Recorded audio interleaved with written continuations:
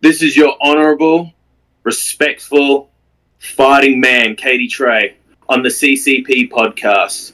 John, thank you. As for the other one, you're nothing more than a Boy Scout.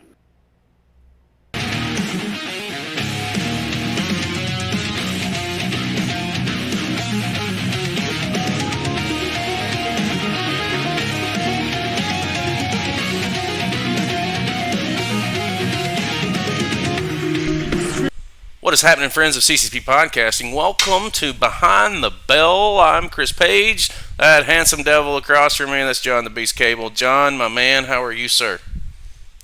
I'm doing well. Glad to be back beyond the bell one more time. We've been rolling along these pretty smooth. I love doing them. They are absolutely a blast to have these guys on here and talk to them about not only like what they're doing in the ring, but about themselves and what their business mind is about what wrestling is doing and the industry itself. And it's a lot of fun doing these. And I'm glad that we started doing them. And I'm glad that people are lining up to do these shows. And it's tremendous to me to see where we've come in just a couple of months from inception of this idea to where we're at right now. I don't know anyone else who's booked 4 months in advance, and that's kind of where we're at as it stands right now, with talent from all over the world. Today is no exception. This is the great state of Georgia month for Beyond the Bell, because literally every guest that we've had is repping Georgia. We had Naja a couple of weeks ago. We've had Rico last week, and this week, you can do just about anything except touch the tip. Our guest this week, Bryce Cannon, also one half of Exotic Youth. How are you, man? It's good to see you one more time on Beyond the Bell.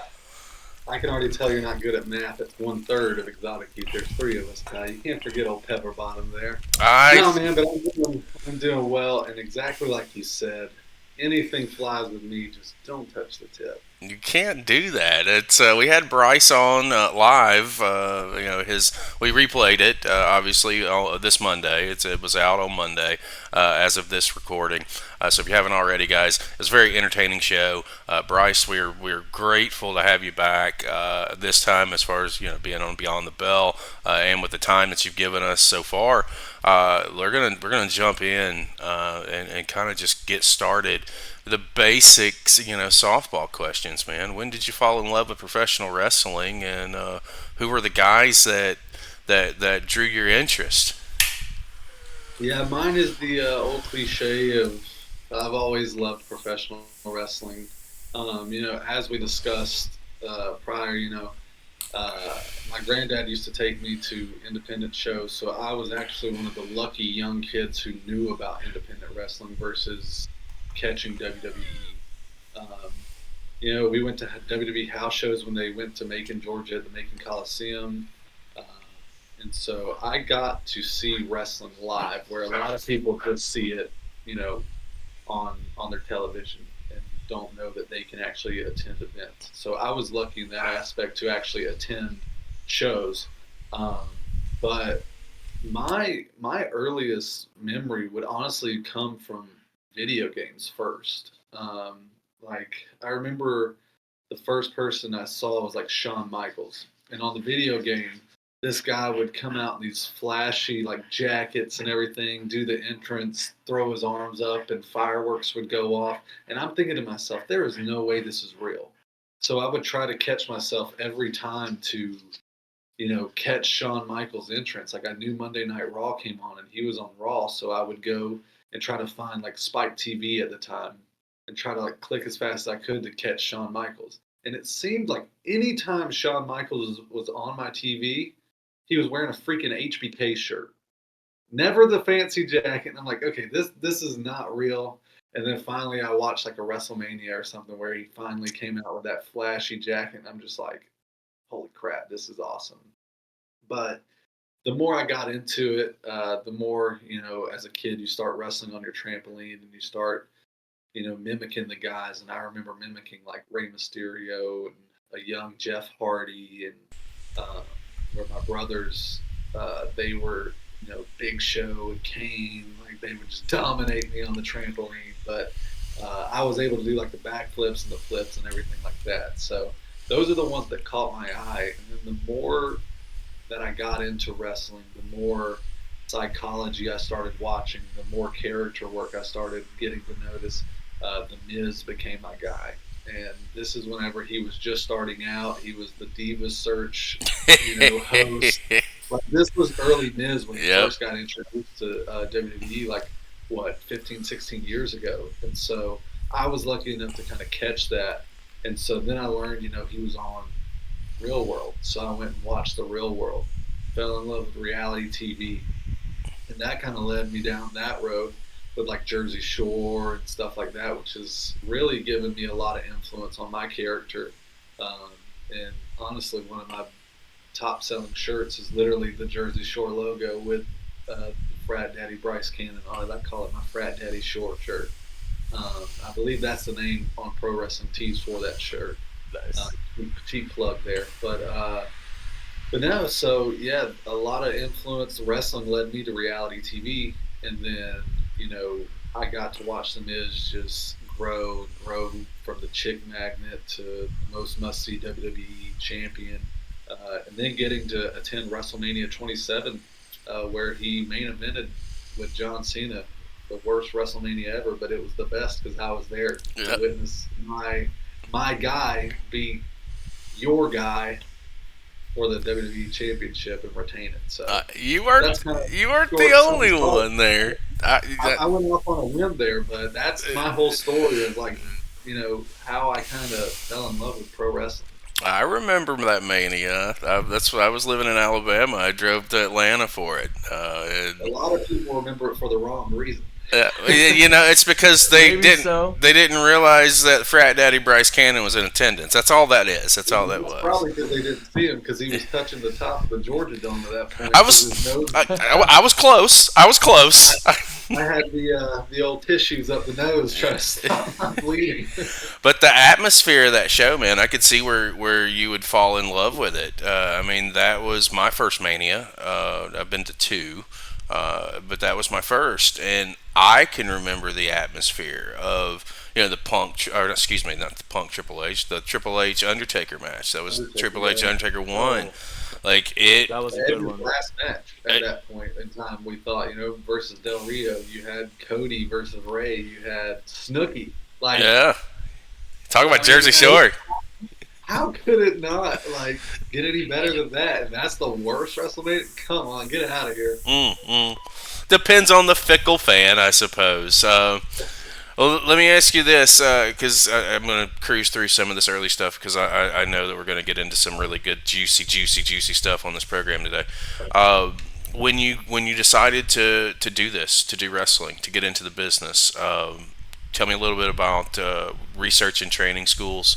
And how did that look? What did that look like to you when you decided to break in? So my recommendation, I know this isn't your question, but my recommendation to any person trying to get into wrestling right now is definitely research. I did not. I want to say I got into it by accident, but I did ask about getting in, if that makes sense. So I literally attended a show that my granddad used to take me to, and the company would close. It would shut its doors randomly, and then you look up and they're running again. You're like, oh crap, okay, let's go back. And it was literally in a old shed that was a flea market in Fort Valley, Georgia. It's called AWN, All Star Wrestling Network. They are closed currently right now, and I don't think they plan on opening back up anytime soon. But I'd give it a month. Right. But that's the industry. Yeah, I had graduated high school at this point. My granddad had since passed, and I noticed that they were running again. Oh crap! I want to go. I just want to see what it's like again. Is it what I remember? And my buddy had just gotten into a motorcycle accident, and he was a wrestling fan, and so he was, all banged up and whatever, depressed. He's sitting at home, and I was like, hey, let's go to this wrestling show. He was all for it. It's like, okay, cool. I made him sit front row. He's just all stiff as a board, trying not to get his scabs and everything anywhere. But so we just had a blast, and then one of the matches, a skinny kid comes out, and I'm like, dude, this guy looks familiar. And I noticed that I went to school with him. So I was like, okay. So I hit him up after the show, and I was just like, hey, like, how do I get into this? So he messaged me like, hey, come up here on Saturday, I believe it was. It was either a Saturday. Yeah, you told me about that Yeah. when we had you on the live. It was like, wait a Yeah. minute, what's Yeah. going on here? So it was super sketchy. And the more you get into wrestling, the sketchier, the better, really, in wrestling, or the more realistic It can be, yeah. And so I was like, all right, whatever. So I literally ran a marathon. It was called a Donut 5K here in Warner Robins, and I ran that with my dad and two friends. And after that, I went to the wrestling training, and one of my buddies actually went with me. He says not to watch me fail, but he came to watch me make a fool of myself, pretty much. Like, look at this guy going to wrestling training or something, you know. So we get there.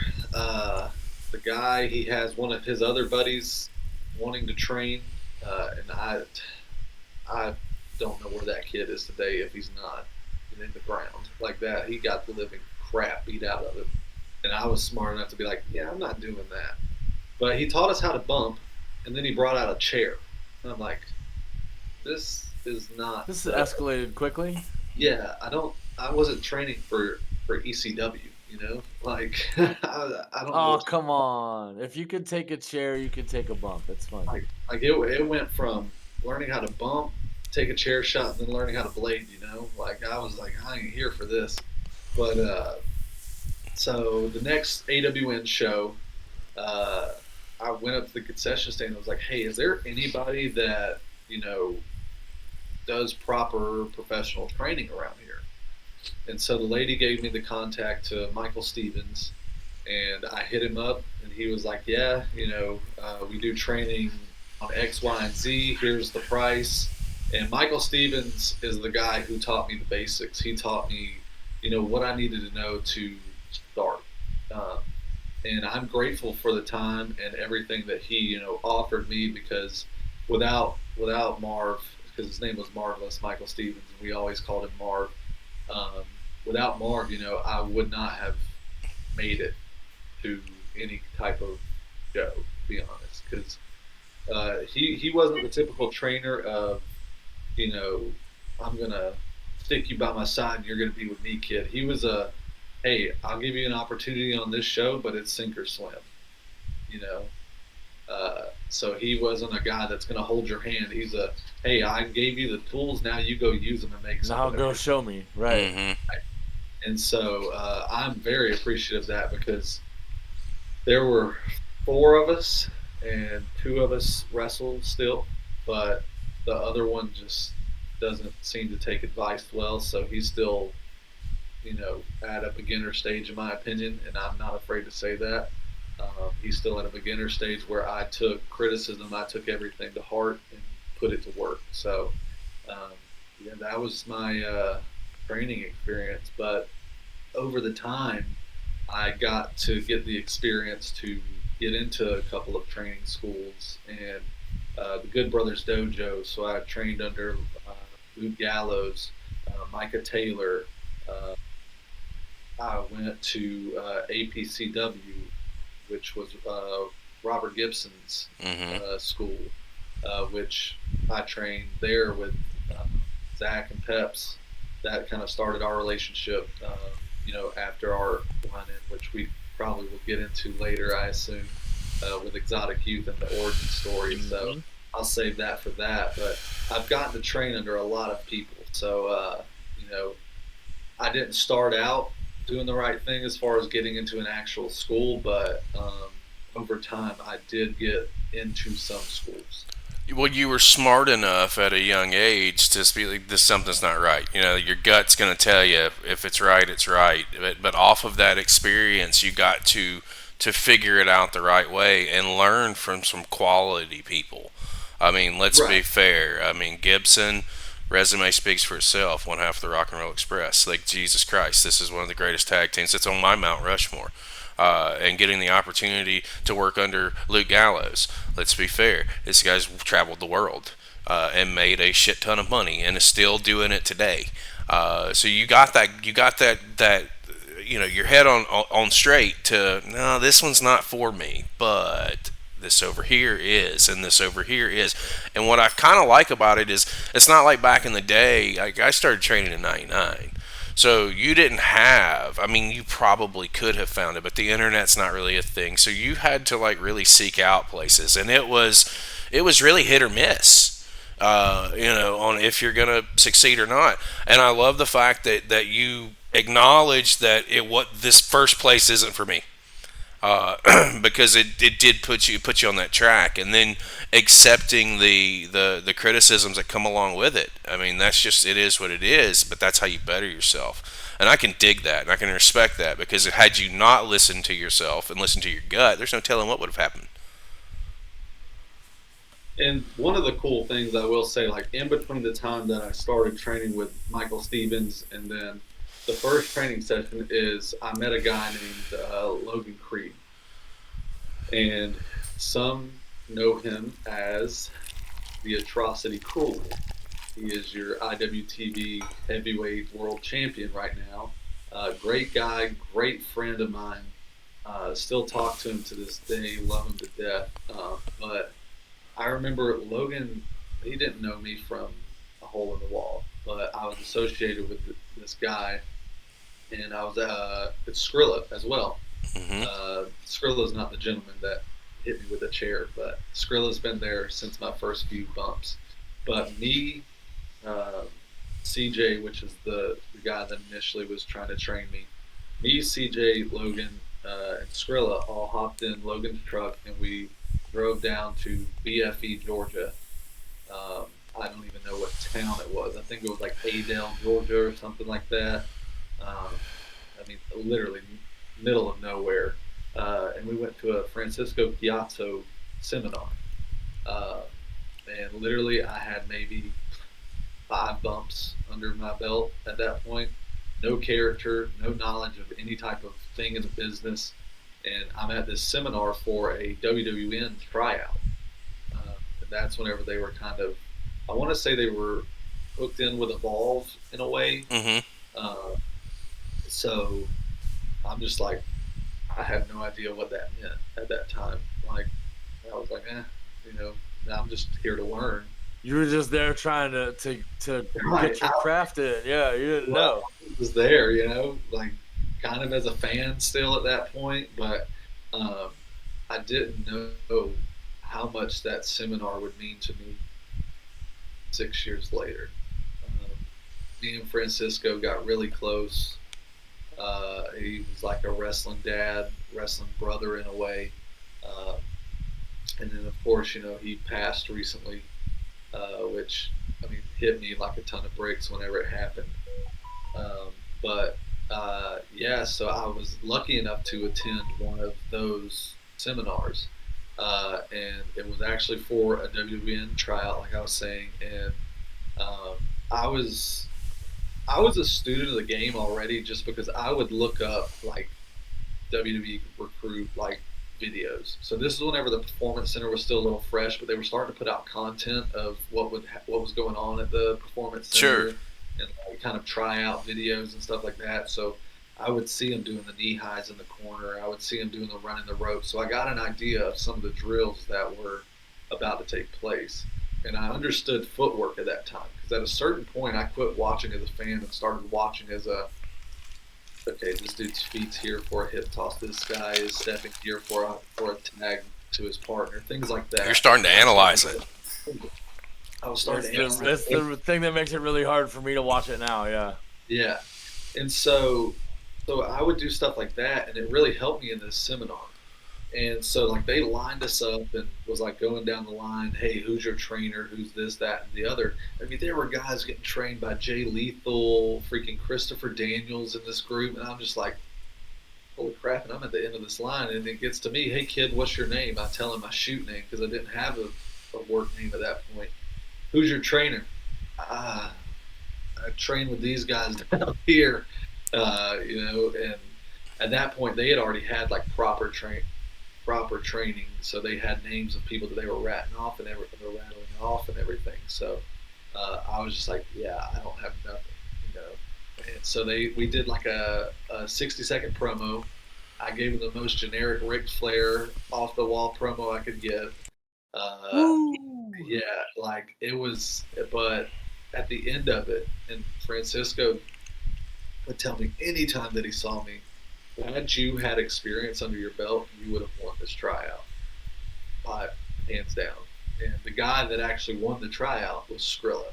So pretty cool that somebody that I'm still kind of close with. You know. And by then, he had already had some time under his belt in the backyards and inside rings. Right.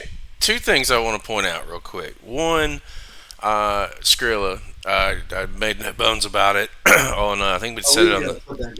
I think we put. I just want to make this throw it out there. He is the guy, you know. We're going to do it here with you at the end of the show because we did it on the live stream, and I want to do it again. Is give me some names of some people that we should look at. When I asked him, hey, you know, and he was hit blind with it just like everybody else was. Give me some people in Georgia. Who do we need to look at? Your name was one of the first names that came out of his mouth. Number one. And that was what led me to search you out individually, right? Mm-hmm. Number two, talking to a lot of you guys from Georgia, there's a name that constantly keeps coming up. Well, there's two. One is A.R. Fox, but the other one is Cruel. So for just a moment, like, I think that it's really interesting that you and Skrilla and the connection that I'm going to draw to this is, to me, and this is based on you guys talking to you guys and seeing your stuff and kind of following along. You're the top guys that are in Georgia right now. Like, I think it's safe to say that, and that's not trying to tick anybody off, not trying to piss anybody off. But there's you, there's Naja, there's Skrilla, there's Owen Knight. And there's a couple others, but all of you, Naja's in that mix. Kind of Cruel was kind of detrimental early in your careers. How does that look like? How is he so plugged in to be able to reach out or to be able to help all of you guys? And it just like by association, you're already elevating up. Like all of your games elevate up. Is what I'm trying to get at. And is he that mentor factor for Georgia indie guys? Because the name just keeps coming up. Yeah. So Cruel, he is one of those guys that he just wants to help you get over. He will tell you if, for instance, you're putting what we call a squash match. If you're putting a squash match with him, he's like, I'm not squashing you. I'm giving you some offense. Like I know I'm supposed to be building this monster, but I'm not doing that to you. Like he's already done that though. That's the thing. He doesn't need to eat you to get that across. Right. So he's one of those that he has your best interest in mind at all times. And luckily for me, how him and I got so close was just honestly the area that I grew up in. Especially in the business. South Georgia is hard. South Georgia has a lot of wannabe wrestlers that don't want to grind. They want to eat cheeseburgers and say they're a wrestler. I worked in that market. It is absolutely true. Right, and it's hard to find good workers down here. So especially when Cruel sees somebody who's going to have potential, somebody who actually wants to put in the work, he's going to make sure that work gets done, but that work gets done correctly. Like I said, I mean, he loaded me up before he even knew me in his truck and drove me down to BFE, Georgia. And like, I've partied with him. I've wrestled him. I've done this. I've done that with him. He is one of those guys that there would be no Bryce Cannon if it weren't for Logan Creed, if it weren't for Cruel. So. I can't say enough good things about him. I think he honestly, when we went to Mania in Dallas, he put in a word at MLW for us, and we got some extra work out of it. So he's one of those guys that will stick his hand out for you as long as you don't, It's- make him As regret long it. as he knows it's going to be worth it on his end. It's really Right. it's really cool to hear these stories because, like John, I go to like Australia, and how like Rocky Monero, or I mean, he's Monaro is how he pronounces his name. It's not he's local there, but he has such an influence on all these other talents that are coming up and that are tearing it up. It's kind of cool to see that there's at least one of these guys that are in every major market. So that's refreshing. It's a change of pace, and it's real. Those stories are really cool to hear because it kind of brings it down a little bit to make it more well. I don't know where I was going with that. My brain just started rolling, and I just fucking that'll be edited out. It's relatable. It's there you go. But there you go. It brings that humanity element, and it shows that these guys are trying to build the product, not just out for themselves, and that's awesome to hear. Every time we talk to you guys in the Georgia market, we hear about you guys really having to work hard to bring the companies together and make the Georgia market not just individual companies, but a market as a whole.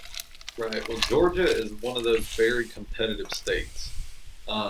Actually, I think it was yesterday they released on Georgia Wrestling History's site that like the top 20 wrestlers, singles competitors of the first quarter, and I was number one. Boom. Which was, of course. Yeah. I mean, you're Super Bryce Cannon. Come on now. Right, exactly. I damn well said it. No, but it was just cool to see because, I mean, you've got guys in the NWA, you got Judias on that list. You've got your Skrillas. You've got, Naja, Owen.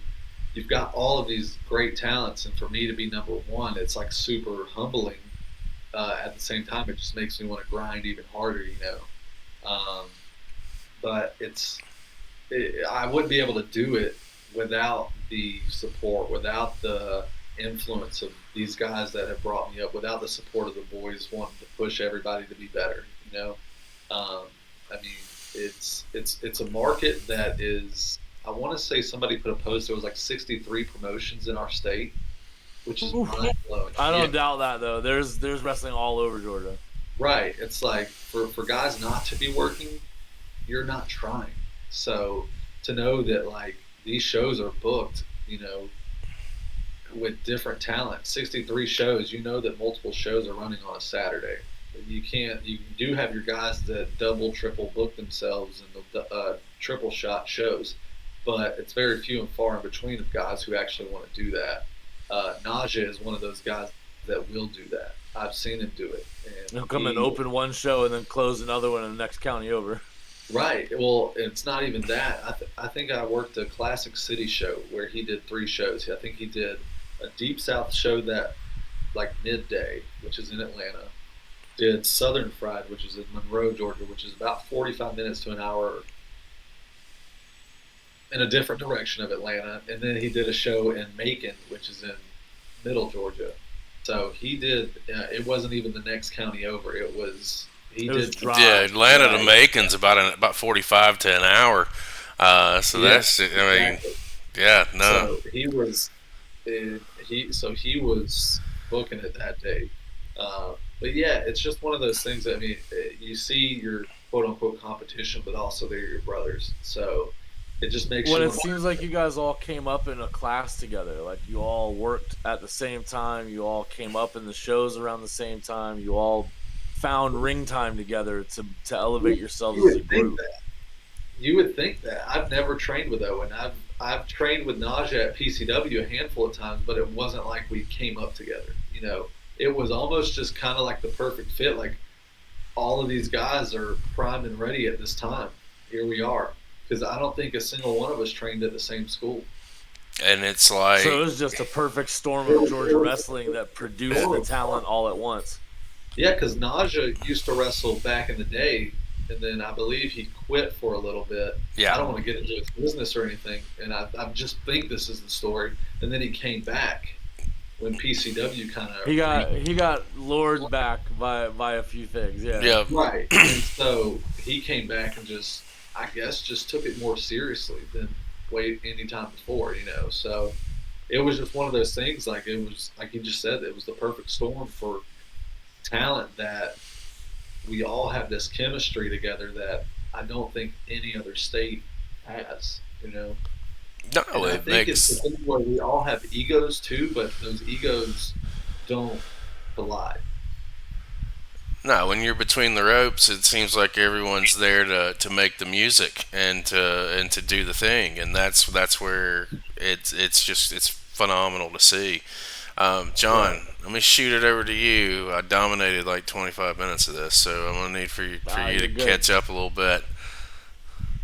You're good. I did have a few questions about your training and going from wide-eyed star fan to being a worker yourself. In the transition of that time period, you were realizing, that not all schools are made equal and not all training is the same. What was it that really brought it home to you that was like, oh, no, no, no, this is a place that I'm supposed to be? This is the kind of academy that I need to be attending. This is the kind of learning tree I want to tend for myself. What was it that brought that together for you and really nailed you down to like how you wanted to train? So I think it was more of a structure thing. So it was more of a, like I said, there were only four of us that were training at the beginning with under Marv. So it was I was training with the same guys, and I mean not to boast or anything, but I was top of my class. You And were a so fast student. right, exactly. And so it was just I didn't feel like I was really getting anywhere, but I was because Marv would get in there and roll me around and teach me some things. But at the same time, it was like I was having to set myself back to accommodate the other three guys who, When you're in a place like that and you're learning things, you recognize when you've learned what you can learn and then you're stagnating in your progress. right. Well, and this is no discredit to Marv, but he was also one of those guys where, hey, here's the price that you need to pay me. Once you're paid, it's kind of like you're good. Like, but I would pay, and I didn't just give him the money straight up. I would pay like per week or whatever. And so, like I said, he taught me the basics. He gave me the tools necessary. So when I would go to like Gallows or Robert's school, it was a lot different because Robert would critique a freaking arm drag. I think I worked 45 minutes to an hour one day on proper arm drag. And so I was learning footwork and things like that from him. Unfortunately, like his school shut down within like 2 months of me being there, but I learned so much in those 2 months that I felt like, this is way worth it, But like with Robert, there were multiple guys. At Gallows School, there was multiple guys, um, that I could learn from, that I could feed off of, and they were just different styles of training. Like Robert would make you do a 5 minute match and call the spots from ringside. You would just kind of go in it without knowing what he's going to call, and then boom, next thing you know, you're doing. That's a valuable skill. Yeah, yeah, headlock, shoulder tackle, drop, leapfrog, other guy, kip up, whatever. And if you mess something up, you'd say, "Hey, stop. Let's work on this spot. Let's Reset, do the spot again. do this one correctly."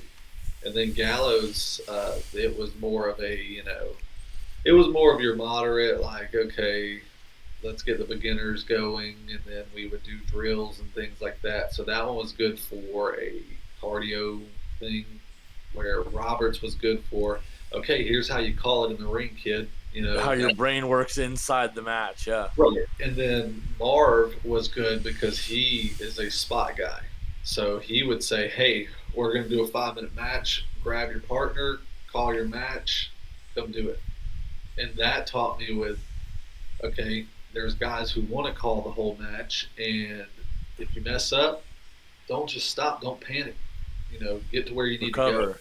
Yeah, because I remember those first couple of matches.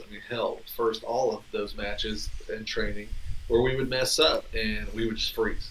Thank God there wasn't a crowd there because it would have been petrifying. So it would just be he would stop us and be like, okay, well, what could you have done to transition to your next spot without stopping? So that kind of helped me there with timing, pacing, everything like that. So each training that I did, was helpful. Even going to PCW sometimes, I haven't been in a while, but even going to PCW and kind of training with them and being able to help some of the younger guys there. Like, I don't feel like it's my place or I should be, critiquing or anything like that, but I find it just natural to, hey, let me help you here. So that's kind of a cool thing that I'm seeing now. If I do attend training, it's like hey, look, this is why you're doing this. Because a lot of guys don't know the why behind things either.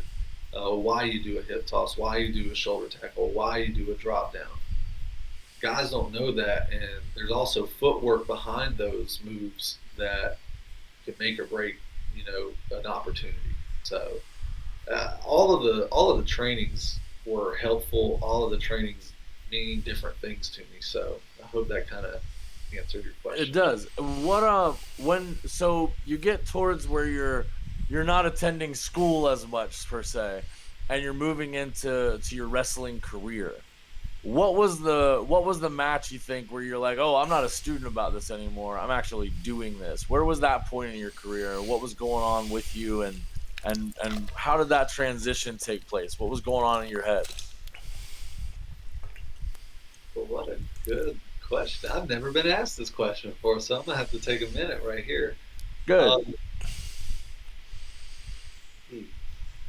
I think it would honestly be my match with Matt Odom from Coastal Empire Wrestling. This is like the first match that kind of sticks out because I was thinking it was actually Zach and I versus the Ugly Ducklings. But then I thought, well, I met Zach after the CEW match. So I would say it was the one with me and Matt Odom. It was at the very first Coastal Empire Wrestling show in Savannah, Georgia. This was after COVID, like fresh after COVID. And so it was their very first show, and we were their very first match. So it was kind of a make or break situation, like, hey, this company's putting a lot of faith in me and Matt to go out here and freaking kill it, so we can set the tone for how not only this show goes, but how this company takes this whole company. Yeah, they were putting a lot of weight to carry out. Right, because they were planning on, and they did. They kind of had me and Matt be their main feud, so they wanted to kind of have us as the first guys at this, this set the pace, set the tone, set it all up for you guys to run with it. Yeah. We went out there, and it just so happened that we got Robert Gibson on that show. And so that was actually Pepper Bottom's first match on that show. He wrestled with Zach against Robert Gibson and a guy named Zero. So Pep's first match is freaking Robert Gibson. How cool is that? Like, not a lot of people can say that they wrestled a Hall of Famer in their first match. But no, this singles match with Odom, it really allowed me to kind of showcase myself. And we went out there, we entertained the hell out of that crowd. We had a killer match and built a foundation for a company. And that kind of helped me realize, like, okay, I got something. So I would say that one. And then as far as tag team goes, I think it would be, when Zach and I wrestled the Ugly Ducklings at that beach show in South Carolina, just because we were still young in the tag team game. We didn't even have matching gear. We were just still figuring it out at that point, but we were able to maneuver that match and make it entertaining, and we just had a blast together. And I think that match allowed us to, like, click in a way we didn't know how to, because our opponents, it was during a Mania weekend, but Mania wasn't in South Carolina, of course.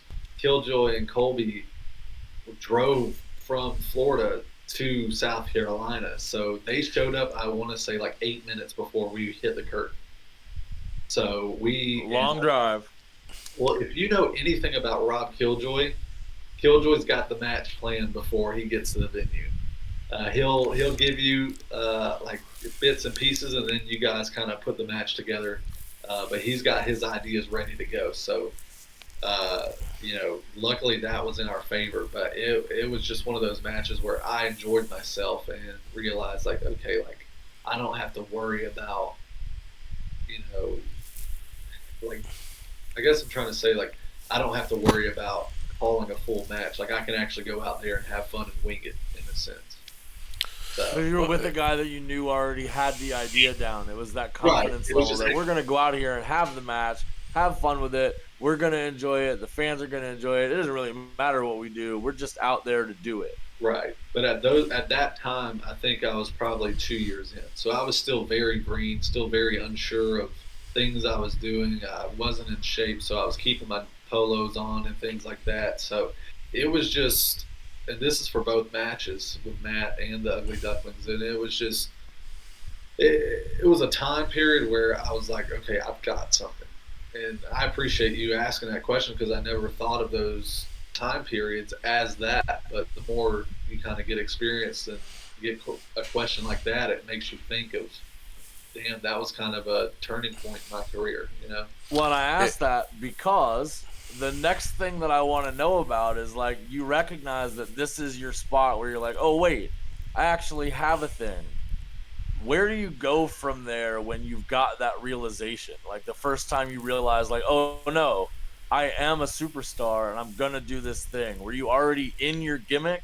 Had you already gotten all of that situated? Because I know sometimes guys build that kind of thing for a long time. It takes years to get that down and to be comfortable. And like you said, right after that, you moved into tags, and that's a transition in and of itself. Yeah, so during the singles portion of it, like with the Matt Odom match, I was already in the frat gimmick, but I went under Frat Boy. So Zach, I give all credit to help me with, advancing and elevating my character because Zach wasn't a frat. If you know me, I did not go to college. I just reaped the benefits of my rich friends who went to college, and I was the honorary frat guy.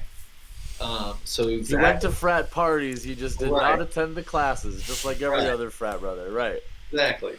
And so, Zach kind of came up with like, well, dude, why don't you like come out calling like Frat Daddy? So damn, dude, you are getting my juices going right now. So I was very nervous. That's what he keeps me around for. Facts. Yeah, I was very nervous for that Coastal Empire Wrestling show with Odom because Zach went to Georgia Southern. Southern is not far from Savannah. It's like a 45-minute drive. So Zach had a lot of his fraternity brothers coming to that show. And I'm like, Jesus, I'm not a frat guy. Like, these people are going to eat me alive. Like, this is it. This is the way I have to Put come your up. ass in the frying pan, straight up. Right. And so, like, I was like, picking Zach's brain about, like, what are some things I can say? How do I, I just wanted to make sure, like, I was believable. Like, because authenticity to the character. Kayfabe. Right, and I wanted to be real. I wanted to be believable, and I still do. And like when I first started with this character, I was like, "Oh yeah, nobody can know I didn't go to college." Yeah, and then I realized like it's even more douchier that I didn't, and I'm claiming to be this. No, 100%. If you were the honorary frat brother that went to the parties and didn't go to college, that is more authentic to the gimmick. 100%. That's what I am. Like that is it. Where at the beginning I was like, oh, I gotta be this frat guy. Like I had to fake a school that I went to. I had to fake a fraternity. Yada yada yada. But so I was petrified. Like I'm gonna go out there and these dudes are just gonna eat me alive. And I had to cut a promo to start the show. So I was like. Shitting razor blades. All these girls like frat rats, and like I was calling the frat guys like fake frat dudes and stuff like that. Dude, they were getting killed. Like Zach was like, dude, they loved your character, but they fucking hated you. And that's the point. Did the job. That's the point. Yep. It's like thank God. I was like, I got through that. But yeah, that popped in my head with that. And I forgot where we were even. Well, what's funny is you mentioned the word douchery, and one of the questions that I was going to steer into is at what point in time did you realize you wanted to be a douchey frat guy? So I think we may have talked briefly about this on the other pod. On the live show, yeah. Yeah, and it was pretty much Michael Stevens was like, hey, like it's time to, you guys have gotten the basics down and things like that. It's time to start thinking about character so you can add more to your match. And at that point, I kind of bounced back and forth of what do I want to be, and I'd always been told that I had a punchable face. Okay, what's more punchable than a frat guy?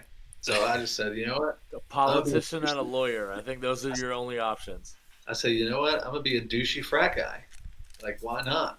And he was like, perfect, works for me. Sells itself. Yeah. So I, at that point, I grabbed some chubby shorts that I already wore, grabbed some loafers and a polo shirt, and that was my gimmick. I love it. That's what I wrestled in. I love it. I love it. I love it. When No, it's does perfect too because frat guys, as a frat guy, I know you roll out of bed after the hangover from the party last night, and whatever shorts are on the floor are the ones you grab. Right. And that was another thing is it was kind of like at that point I was single and like I lived the lifestyle. Like you can ask Skrilla, like I would go out on the town. Like you can ask Cruel. We would go out and like I would just party, and those guys sometimes couldn't hang. Like they were just kind of like, what is wrong? It's a lifestyle. I would just wear it. I would buy tabs at the bar. I would do all this and that. Like nowadays, I'm much more relaxed, happily taken, happily engaged. Like I've slowed down my role, but still able to do the my character how I want it, make it authentic, and it's obviously working. But that was the question was how did I know I had a character and things like that, and I think that show is kind of when I realized like okay this is working, like I can run with this. well, once you made it past the authenticity clearance, it was a shoe-in, I similar made it.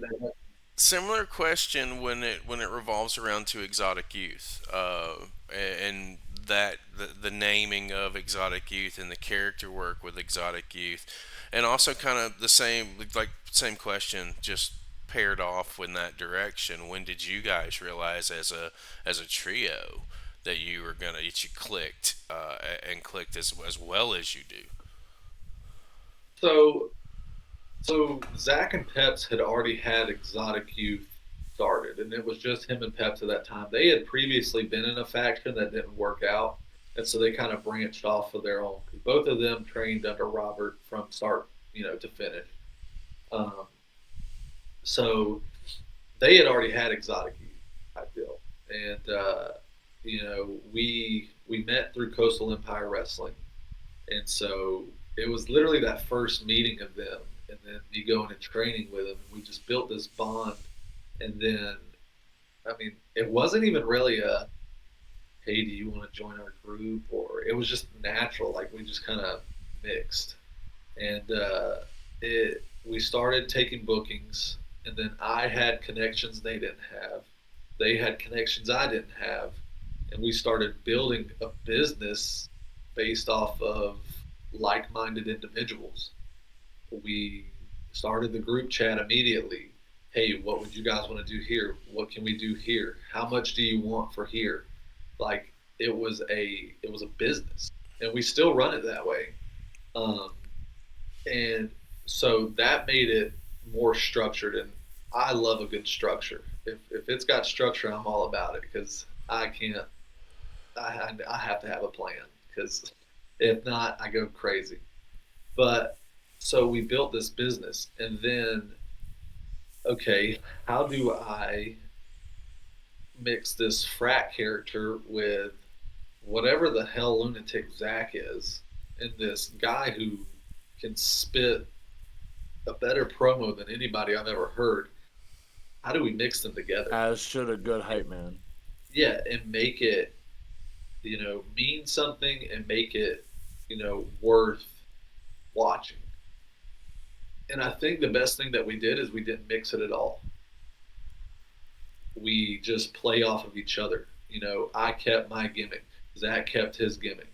Peps kept his gimmick. It's not like, okay, I've got to take what Zach's doing, put it on top of my frat gimmick. Zach has to start wearing double polos. Hey, Peps, you need to start wearing chubbies and loafers, just to make sure that we, blend in. it was just the perfect like misfits that came together, kept our identities, and just ran with everything that we did, gelled so well that we became an unstoppable force that nobody saw coming at the time. I don't even think we really knew our potential at that time. Like, yeah, we saw it, but I think it took off in a manner that we were like, damn, dude, like we got something. And then we started catching buzz with like Georgia wrestling history, which is a lot of guys in this state don't like it because they say it's politics and everything like that. Once they like you, they like you. They're going to put your name out there. And that's what started happening. Then we started getting bookings every weekend with each other. We started riding. We started going to Florida. We started going to the Carolinas. We wrestled at AML and started proving that, hey, these guys can freaking go. And also, they've got cool ass tag moves that they can do along with it. And so it just kind of blew up, honestly, out of nowhere. I can't tell you the point in time of on that one. I can't tell you of, oh yeah, we made it. And it was Sounds like it was almost It was a rocket instantaneous. ship. Yeah, yeah, it sounds like a rocket ship ride. I guess we knew we had something because they do like the Georgia History Awards towards the end of the year, and we got nominated for Tag Team / Faction of the Year, and Zach and I had not even tagged yet. Oh, interesting. We had tagged in 6-man competition, I believe, but had never tagged like a 4-man match. So, I mean, if it's tags and factions, though, you still qualify. You were in a 6-man thing, that but qualifies. it wasn't like I want to say like me and Peps had done most of the tagging there because Zach. I want to say this is whenever we were like working a little bit of KLT, which was in Rome, Georgia. But it was like me and Peps were tagging, and Zach was doing the single stuff. But we were all intertwined into each other's stories and things like that. But it was, yeah, it was like Zach and I had not tagged to that point, and then Zach and I got in the ring together, and it was just magic, and it was like bam. But yeah, we hadn't even been a tag team a full year or anything like that. I think we got together in like October or something. The awards happened or started in December, and we had gotten nominated. So That's impressive. That's when we knew, like, okay, we've. I'll say that was our point of realizing that. Well, if anyone hasn't seen you in action, first of all, shame on you. Second of Right. all, one thing that the act has is entertainment. Like that is the wrestling is always there, but you have a way of dealing with the crowd, whether positive or negative. Mm-hmm. And depending on what you're playing, whether you're playing babyface or heel, you can either make them hate you or you can make them love you. I've seen both aspects of it. What part of, or how? I guess my question should be, how hard was it for you to pick up the engagement and playing off of the crowd? Because again, you do it really well. And when you're on heel mode, there's no doubt about it. I want to punch you in the face. But Oh, yeah, every time you pop out of the curtain, people want to just take shots. Yeah, that goes back to early days in training. Got a very punchable face. I mean, I just could go out there, sunglasses on, and pucker that lip, and people just start booing. So it's like, job well done, I guess. Find a little kid, threaten them with a paddle. Hey, I got the crowd in the palm of my hand before we even lock up, pal. mm-hmm. But when I first started, I tried too hard, I think, as many people do, because you want that validation or reaction of, okay, I'm doing something right. And it's almost the more I just have fun and don't try to think about pissing people off, I piss them off even more. So it's like, it's kind of easy at this point. And I don't want to say easy because God knows next show I go to it's crickets, but that'd be my worst nightmare. But no, it goes back to being a fan and being able to attend those indie shows as a kid. Like I remember being in those intimate indie settings and seeing a babyface come up to me and give me a high five or reach out to me when he's being put in like a rest hold or something. Like, hey man, like give me your energy. Whether it was a heel telling me to shut up or like slicing his throat at me, it was little things like that made me realize, like, I want to make a kid, or I don't want to like pinpoint anybody here, but I am huge on, like, I love like special needs people. And a lot of wrestling crowds have special needs people, whether it be autism, Down syndrome, whatever it be. You want these people to come to these shows and forget about life, forget about their everyday struggles for just a freaking moment. And I remember feeling that when I would get a reaction out of somebody, um, or get a reaction from somebody as a kid, I should say. And it, it if I can put a smile on someone's face, or if I can make them cry as a heel, hey, you forgot about whatever the hell's going on. You're crying because I made you upset, not because You're invested 100% in yeah, what's going on right not here. because you're dealing with a daily struggle.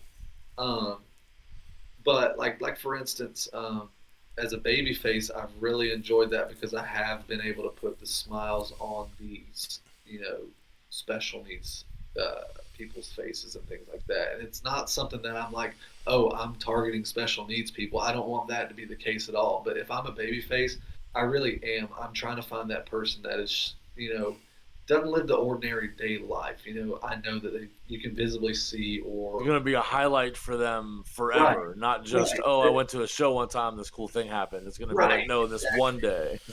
Like for instance, and I had no idea at this point.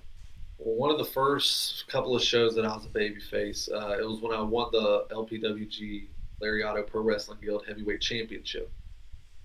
I was wearing a Bryce Cannon cutoff. Uh, Boom, 1, 2, 3, place went nuts. There was a young kid.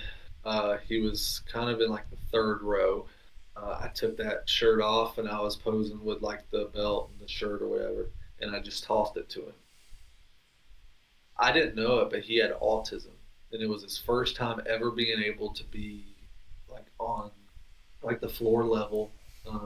His mom had bought him the floor ticket while she sat in the bleachers, and it just made his night. He came up to me, was already wearing the shirt at the merch table at like intermission or whatever, and he was already wearing the shirt, and then his mom came up to me and was just like, "You just don't know how much like you you just made his day. Like you just made his week. Like that you giving him that shirt was, beyond anything that he could ever imagine." And then she told me that it was his first time. So fast forward to this past Lariato show where I worked Matt Cardona. Um, Cardona hit me in the head with paddle split, and so I saw him. He was front row this time, so I took half of that paddle, took it over to him, kind of, hey buddy, here, have this type deal, and then made my way to the back. So it's just like little things like that. Like I know that will go a long way with that young guy. I'm I'm so So glad that you brought up Cardona because my next question was, all right, let's get to the some meat and potatoes. How did it feel to kick Cardona's ass? That's always fun, right? I mean, I feel like he should have given me the title of indie god at that point. I Like, mean, yeah. I mean, if you win, why don't you just claim it? Go out and post about it. What's he right. gonna do? Take it Oh, back? he did. Well, so there were pictures surfacing where he was on Twitter claiming that I'm a thief and things like that because I took pictures like after the show or after the match, like holding like the internet title and things like that. And so I went on Twitter saying that I should be the number one contender for the internet championship, and he was playing back and forth with it, things like that. But It's um, an angle. Run it. Yeah. yeah, but apparently, I mean, he really enjoyed the match. I mean, he went to multiple sources and told him like, this kid, he's good. I mean, he even put me over in the back in front of everybody. So I mean, that was pretty cool. Sorry to pull the curtain back like that, but um, it We are was beyond the bell, sir. right. It was a cool moment because I mean, I had watched Zack Ryder growing up. I mean, obviously, I take care, spiked my hair, don't touch the tip. You know what I mean? So just being able to be in there with someone of his caliber, I mean, a guy who won an intercontinental championship at WrestleMania, um, you know, for him to come into an unknown territory, be willing to face somebody that's, yeah, I've got a name in Georgia and a small buzz in other states, but somebody who's not like got a caliber of a signed contracted athlete, and being able to work him and him allow me to kick out of the Rough Rider, for me to kick out of a paddle shot to the head, things like that. It was just very like humbling, and it's an experience and a match that I am super proud that I had, and super proud to show off to anybody.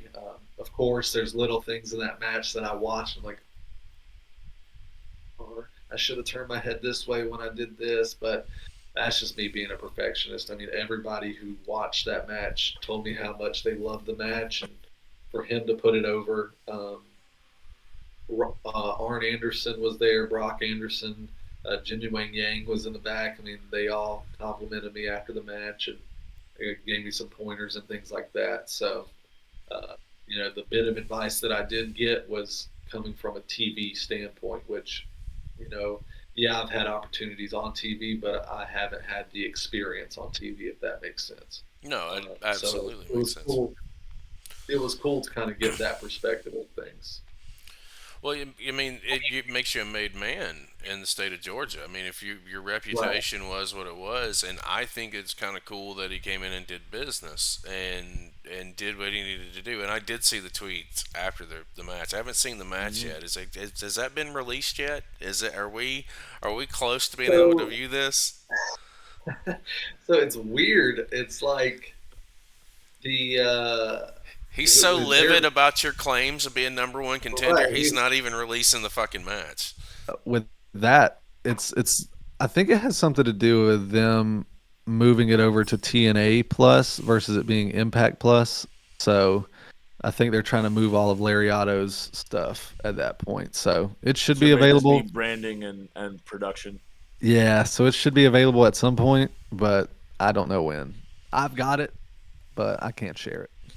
Yeah, no, that makes sense. That's why I was like, Cardona's has got it locked down because he got that Yeah, ass yeah, whipped, and he just doesn't want uh, Yep. anybody to see Yep. it. That's all. That's all it is. But yeah, it it literally, I again saw the tweet after the fact that you are not the internet champion. And what I got from that is because I just talked to Skrilla. We had just done his interview, so it was fresh in my mind. Your name. So, and he had said, that you were getting ready to work with Cardona, and that I think this was off camera and off air, but that he was really hoping that you knocked it out of the park, and then to see Cardona come out and sell that you're not the internet champion, like, yeah, John, you said it best. There's a story there that needs to right. circle its way back around. But Well, for and that can Georgia, touch more than just one company. That can be a facts widespread thing. Yeah, that could be huge. in Georgia that Yeah, well, that takes you. Tim Go ahead. uh Tim Blackman, the owner promoter of IWE, he so they drove from South Carolina to come see the show. Well, Cardona had a flight to catch, so we went on first versus being the main event, and Tim caught the tail end of the match. Um, Oh no. yeah, I think he saw it as like either I was walking through the curtain or Cardona was walking to the curtain, like through the curtain to the back. Like he didn't get to see the match, so I might have to tell old Tim, be like, hey, You could see the second chapter of this if you book it. How's it going? now that we know that we work great together, I'm pretty sure we could Let's put on a stretch it bigger of a out. match. I would be willing to do that, dude. Cardona, he was a blast. He's a dick, but he was a blast. Oh man, it's interesting. You mentioned Tim. I think we're talking to him to kayfabe tomorrow. Uh, Hell yeah, for great guy, great his, guy. yeah, we're looking forward to it. But ultimately, I think when it comes down to it, that you come out of this. I mean, your household name, at least, it's getting out there. And the biggest thing, I feel like the biggest compliment is by Cardona. Hey man, this guy's legit. You need to Right, look at him. You need to, and that's what this is all about. Like it's business, but it's all about. We always say on the channel, professional wrestling brings people together. Like in some form or fashion, it'll bring you together, and that's got to be the biggest feather in your cap right now. Apparently Cardona had like text him after the match and was like, "Yo, this dude's legit. Like he's good. Like, just being a professional and just thanking him for the opportunity, to wrestle a big name like that and kind of scratch that dream match off my list." And he goes, "Yeah, man, keep it up. He put you over huge." So that was kind of cool. That's cool. That is cool. Now, like you said, wrestling does bring everybody together from everywhere, and it doesn't matter who you are or where you grew up or what you're growing up with. Like everybody at some point has watched wrestling, has loved wrestling, or hated it one way or the other. But no matter who, where, what, everyone knows what wrestling is.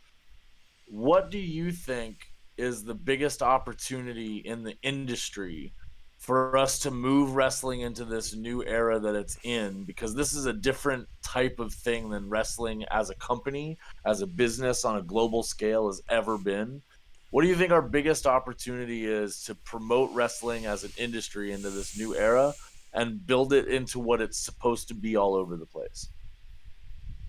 That's a pretty good question, and I think we're already kind of seeing it play out. So, especially with like this merger with TKO and everything like that, it you've already seen UFC guys pop up and cut freaking promos, like from this crowd. You're seeing this sports vibe through production.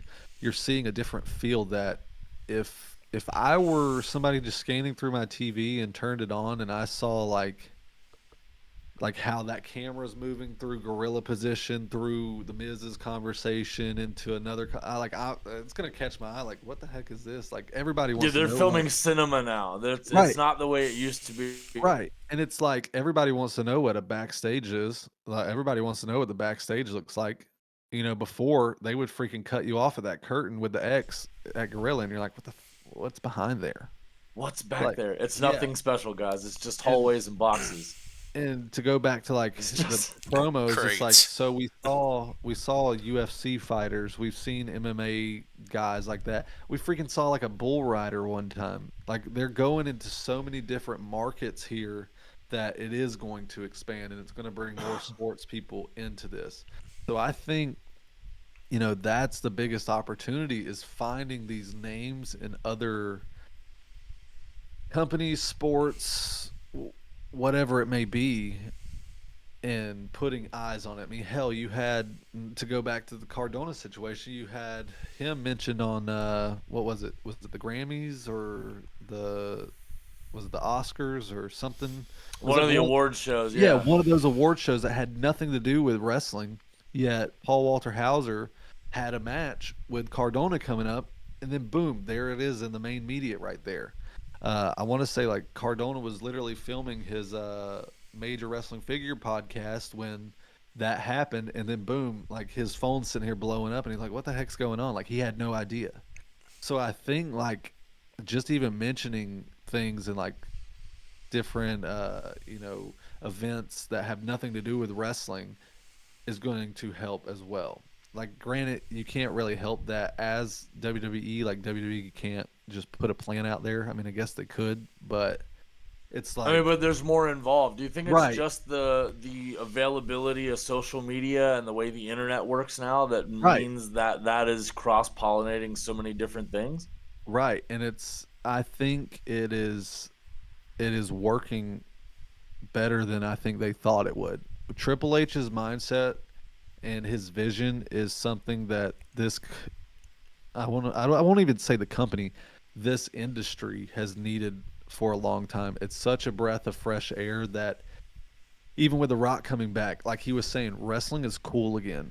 And that's all it's going to take is for kids in high school to start talking about it again. Now, you're not going to have the kids going and DX chopping or anything like that because they still want a family friendly, product. But hell, we saw blood for the first time on freaking Monday Night Raw, and since It's been years. Yeah, it's right, been a minute.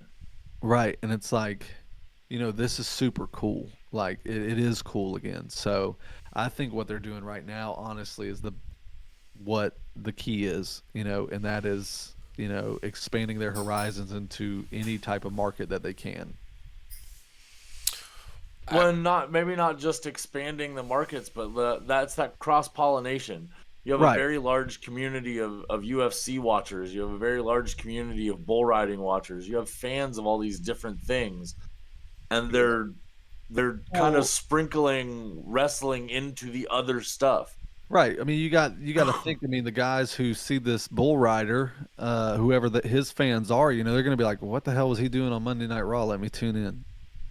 Boom. There's 1,000 viewers right there. Yeah, I mean that's probably a small number, but it's Any number. fans that It's would the not reason have that this tuned in. channel does what it does too. If one of our fans follows your page, then we've cross pollinated our communities, and now there's an opportunity to build and grow there, and that's what we're doing. Right. Every day. What do you think the next evolution or the next logical step for independent wrestling in Georgia? What do you think that next step is to be more successful and get more eyes on the state? Because there's a lot of really good talent there in the state that don't get any limelight put on them or don't get any spotlight put on them. What do you think your state could do to I guess make that more of a possibility to get more eyes on the product? I there's a couple of things. I definitely think maybe if companies or promotions came together instead of 63 promotions, dwindle it down. I mean, this is very dramatic, but to 20. Now you've got 20 shows that these fans, they're not going to get to see their quote unquote favorite star as much, but that just makes them want to attend this show more. Now we're going to get a bigger crowd. We're going to, hey, like, let's go see this guy. If we have lesser shows, this will help with larger crowds, I would think, just because now you're integrating talent that maybe you wouldn't have gotten because there's so many shows spread across the state that this guy is booked all the way here. He can't make it to this show over here where his fans want to see him. I mean, if he has loyal fans, yeah, they'll travel to see him, but chances are these fans don't want to travel, which is why there's so many promotions, really, because they want to accommodate the fans. But at the same time, I think it would be bigger if we made guys more of a draw versus, hey, they're readily available every Friday in your hometown, if they're only available one Friday a month close to you, you can guarantee that fan's going to be there to see him. It's a guaranteed ticket. And the more buzz behind that, like, we've got to be there that Friday. People are going to be like, well, what, hey, like, what's going to be happening that Friday? Let's go see. The other thing I think that would help is what WWE's doing right now. Test production. Find out what works, what don't work. Make these people feel like they are at a WWE show without paying the WWE price. Invest in lights, invest in fog machines, invest in freaking projectors, invest in anything better sound equipment that is going to level up your game and make them feel like they don't have to attend Raw, but make them feel like they are attending like a live show, a house show. Make it large. He says this as WWE's scaling back on all of their graphics department and their production value. But that's where the indies can thrive. Take what WWE's taken away and use it for yourself. Mm-hmm. Realistically, I like the idea that they've done away with a lot of that extra content. I think that shrinking the stage to make room for more my thing is fans and the SmackDown set and the Raw set is literally the same as the larger scale, just cut in half. It's still a huge ass LED board. It's just not as tall. And more people can sit in the arena due to it, Yeah, more tickets. Yeah, and I love that. I love that idea. The fact that Triple H is looking at it from that perspective makes me happy about that part of the business for sure. You're getting the same graphic. Yeah, like it's just half of the LED board. Yeah, John, you got any more questions? I'm sure I you do. I have so many more that we could go for hours and hours, I'm sure. But I think that one of the things that the fans always like to know about, and I do too, is like outside of the ring, outside of your determined push for being the best superstar in the state, in the world, on the planet. What makes you tick? What do you like to do for fun outside of the gym, outside of the ropes, outside of the thing? What is it that you do in your off time? Nothing. No, I'm kidding. Nothing. He says, I just like to sit in silence in the dark. I mean, really, wrestling is my life. But when I'm not like watching wrestling or anything like that, I do have a fiance and 2 Frenchies. So as much as I Oh, so can. you got kids and the wife already. Right, You're in. right, yeah. So I do try to tend to them, and then like watching a reality TV show really gets me. As long as it's not my drama, I'm cool with it. Like I'll watch it all day. The moment it's my drama, I'm like, I'm getting away. I ain't doing it. I got another thing to do. Right. But Kinda- yeah, I would say like reality TV is What's your something your that go-to reality show if the fans are into reality TV? What's the thing you'd promote? well, right now, Jersey Shore Family Vacation, and it's pretty cool because I feel like hell, wrestling world's tied into that because freaking JWoww's fiance is Zach Clayton, Yep. professional wrestler. So it's like, hey, I still get it, which was cool.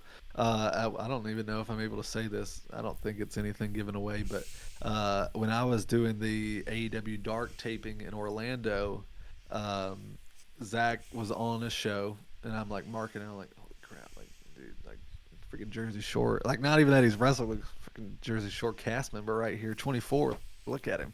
But JWoww was there, and I had no idea. I'm just sitting in the talent viewing area, and I like hear a familiar You're voice. fangirling. Oh God, 100%. I was like, damn, that voice is familiar, and I was like, it's not a wrestling voice. I'm like, what the hell? And I like looked back, and she was like standing like right over my shoulder, and I was just like, oh my! Like, what do I do with my hands? Like, I don't want to. Now I don't want to. Like, keep looking or anything. Like, but yeah, I totally marked out. JWoww was like behind me. Text my fiance. I was like, oh my God, you'll never believe who the hell's here. She goes, oh my God, is it Adam Cole or Britt Baker? I'm like, really? No, It's not. But JWoww. But yeah, so that was a cool experience, like getting to mark out for that. And then like it don't come on anymore, but Floribama Shore was good. That one had like just a lot of unnecessary drama. So tell me that was about Florida and Alabama in a Jersey Shore style setting. yeah, they're dead pretty on. much. Dead on. They just partied in Panama City. They carried around a gator. They had a car with no doors. Oh no, they were living up. They were glamping. If you Oh, they were glamping. Okay, Yeah. then it wasn't real Florida man doing Florida man shit. That's Right. just- No, it wasn't that. I think you'll have to go and watch Buck Wild for that. I think that was the name of it. That was just like a bunch of rednecks. Just that show didn't work out just because it was so just all over. Oh, the everywhere. insurance alone probably ran their straight budget. Yeah, but yeah, I mean that's about my life, wrestling and reality TV. Like I don't game. I don't. One of the local guys, the Tapped Out Wrestling podcast, they were literally asking me like they asked me the same question. So like, what do you do? And this was just at a show. They were just asking me, and I was like, literally like nothing. Like I live my I'm a life, boring man. I watch individual. TV. I got my dogs and my girl Yeah. and my TV set. That's all I That's need. it. This is And my. the sad part is I don't really watch a lot of TV. I get bored. I Bruh. can't watch a movie. I'll fall asleep. Facts. I don't even mean to. Like, I just. Yeah, me either. So- It's fine. It's okay. Interesting. I went this weekend. Went to a movie to see The Omen, the new Omen movie, and almost fell asleep 4 times. Yeah. And I've I not been can't, to like- a movie. I don't think I've been to a movie since COVID has lifted. Like I don't The- think. Yeah, I don't think you have. I don't The think you have. last It's been a movie that I while. stayed awake for in a movie theater was Moana. I knocked out, bro. Couldn't. I'm have not gonna, hide that fact. I am not ashamed. Moana, the best Disney movie out there. I mean, it's a pretty good one. If you're gonna be a fan of a movie, that's a good one to be a fan of. I like it. And it's got The Rock in it, so you're not even that far Yeah, off. hey, not far from You're wrestling. Didn't even still, think of you're that. still Yep. in there. Yeah, Yep. you're still in there. The final boss is in effect. Listen, the last question I've got for you, or not necessarily a question. We did it on the live stream, but I want to throw it around again. Give us some names of people on the scene in your area, in your neck of the woods, that you think we should be paying attention to, or we should go and pull some matches to take a look at. And besides Cardona, who you want to get in the ring with next? Yeah. No. So guys to look out for, of course, I'll throw my boys, Zach Mosley and Cornelius Pepperbottom. Up and comers, I would say the Flying Fro, Michael Walker. Super dope guy. Has a story like none other. I mean, the dude had back surgery. I mean, he I think it was scoliosis and that he got fixed, and he knows like his career is on a timeline, and he is really like pushed and He's like, I got a bucket list and a limited amount for it, and I'm running right through it. He's running with it. He's currently the Coastal Empire Wrestling Coastal Chaos Champion right now. So so super dope guy there. Super dope gimmick. He looks like Screech from Saved by the Bell. Hunter James is a young up and comer. I say he's young. I think he's probably my age, or if not, just a couple years younger. But I remember him, setting up the ring in Athens, and now he's one of the top names in Georgia wrestling. Alexander Lev, he's one of those guys that keep your eye on. There's a lot. I mean, you guys got Deion Summers coming. Yeah. And then, of course, the guys that y'all have already mentioned, Skrilla, Naja, Owen, everybody. I mean, dude, Georgia is a hotbed for great talent. Like, if you guys ever have or need guys for your podcast, I know you said you're 4 months booked, but if you want to finish out the year, I mean, look in Georgia. I mean, it's well, like you said, you guys have a lot of rosters to work, and there's a lot of guys on those rosters, and while some of y'all spread around to different shows, I mean, these guys are regular staples on a lot of rosters, and there's a lot of people that fill those roles. So you guys probably have one of the deepest roster beds out there as far as states go and territories that are out there working. You guys have a lot of companies that field a lot of shows. Right. Yeah, and I mean, it just makes for a great competition, and like I said, I mean, 63 shows in the state. You never know who you're going to get on what show these days. Yeah, I mean, I can see where that could be a blessing and a curse. I think, man, I know that the future is going to be bright for you. I truly am honored and privileged that we've got to spend as much time as we have with the live show and with this Beyond the Bell show. I know I said last question, but here's the actual last question.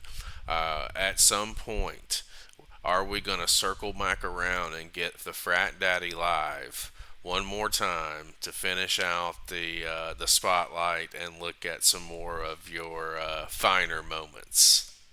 Absolutely. I was actually going to say, like, I hope, even though we spent, I think, like we talked about before going on air, like 3 hours. It was yeah, 3 hour it was call the last time.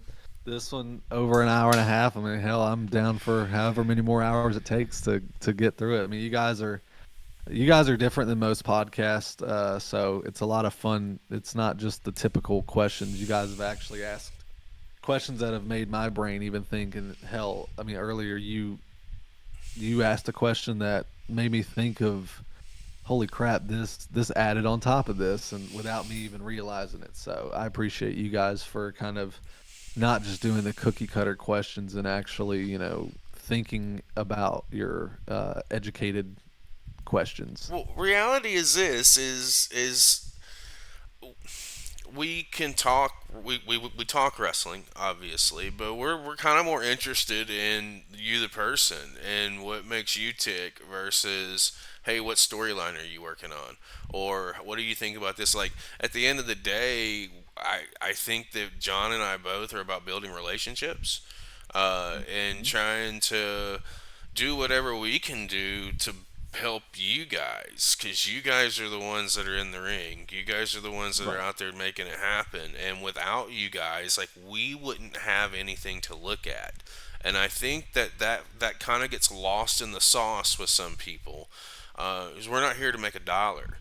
We don't give a fuck about money. I don't care. I will spend money before I accept money. Like, part of what Right. I do is, once we follow up and I go through a process, the next thing I'm going to hit you up and I'm going to say, hey man, where do you see the most profit on your t-shirts? Because I'm getting ready to buy one. So should I come to you directly, or should I go through Pro Wrestling Tees, or how do you see more money? Because this is about supporting you, because you have come and supported me. You know what I mean? Like, that's Right. that's what we care about, you guys, because you guys are the future of the business, and we see that, and that's really kind of what it's about. I'll tell you this, and we'll get ready to tie a bow on this.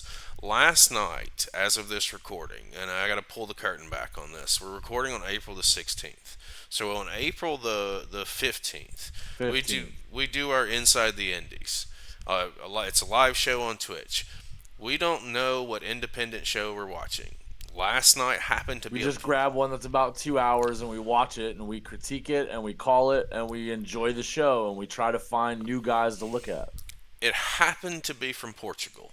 We had not seen a show from Portugal before. We have seen Australia. We've been to several indies in Australia, several indies in the UK, a lot of indies in the US. We'd never seen anything from Portugal. So, motherfucker, we put it on. I throw a tweet out an hour before showtime. The owner of the Fed and like 7 or 8 of his guys showed up in our live stream and watched the show with us and gave us And context didn't on. just watch. They gave us Yeah, context like, oh, this matches these guys, and that's this dude and this dude that are in the chat, and this is what was going on with it, and this is the backstory. Like, they gave all kinds of context. Yeah, It was versus great. watching Yeah. two guys, like, why did they just do a hot start? Well, Well, the Especially show if you don't wasn't have, like, the show wasn't in commentary. English. It was in Portuguese, so we had no idea what the commentators were saying. didn't care. That's We awesome. didn't know any of the language or any of the That's stuff. It great. didn't matter because the guys were in the chat with us, watching us enjoy the show. That's and awesome. and ultimately, I say that to say, like, what did that do? Like, the guy that runs the Fed, we now are going to set up something down the line with him. We're going to be able to put Right. his Do one of Fed, these. exactly, beyond the bell. We're going to be able to put his shit out there because, even if our audience is 100 or 200 people, let's just say, it's still putting his shit out there. But that's where wrestling is beautiful, and it draws people in, Right. and it brings people together, and you don't ever know who's going to be watching you or who's going to be talking about you. And like I told him, it's the same thing I told you. I don't give a. We care about helping you. Like, what can we? I told the guy last time, what can I do to help you? And that's where it's about. You say that we're different, and I feel like that's where we are. To circle it back around, I went on a rant, and that's my bad. No, that's good. Hey, Well, our whole point is, like, if you guys aren't successful as indies, we don't have anything to watch. We don't have anything to do programming with our fans for. Like, that's the whole thing that we do this show about, is to go and explore the indies that are out there around the globe. If you guys are being successful, and in this era of wrestling right now, it's more about indies than anywhere else, because there's so many indies that are doing so well with so much great talent coming out of the woodwork, that the next big thing is somewhere out there right now, and nobody's ever seen it. So we're Right. looking for it. yeah, no, I think it's awesome what you guys are doing, because, like, a lot of the podcast guys, they are, getting guys to interview and everything like that, but that's all it is just an interview. It's nothing. Yeah, they want to know, oh, what are you working on for an angle? What are you doing with this Yeah. belt? Nah, we want to talk to the guys that are doing wrestling and really get in depth. We want our audience has come to realize that we are wrestling guys. Right. And we're not just going to talk to you about, what you're doing in the ring or what you're planning around your belt. We want to get in depth with what it was like to get you in the ring in the first place, what things you had to realize coming up in the industry, what was really hard for you to get over, what was really hard for you to grasp. Because then our audience maybe wants to get into IndieFed. They want Right. to get into the business. Well, you've seen this string of dudes come in and be like, yeah, this is really hard, but I love it, and this is why. It's inspirational for them, and we want that. That's what we built this for.